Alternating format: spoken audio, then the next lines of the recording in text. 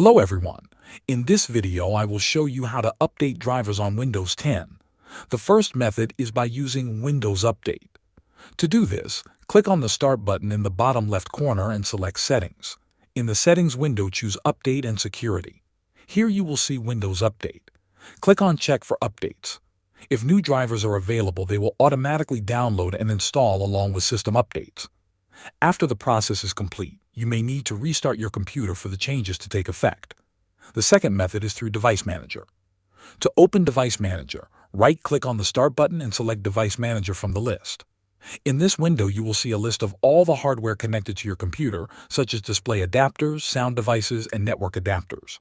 Find the device you want to update. For example, if you want to update your graphics driver, expand the Display Adapter section. Right-click on your graphics card and select Update Driver. A new window will appear with two options. Choose Search automatically for drivers. Windows will search for the latest version online and install it if available. If no update is found, it means your driver is already up to date. The third method is by downloading the driver directly from the manufacturer's website. Go to the official website of the device manufacturer, search for the model number, and download the latest driver that is compatible with Windows 10. Once downloaded, open the file and follow the on-screen instructions to install it. After installation, restart your computer to make sure the driver is applied correctly. By following these steps, you can keep your system drivers updated and ensure your computer runs smoothly. Thank you for watching.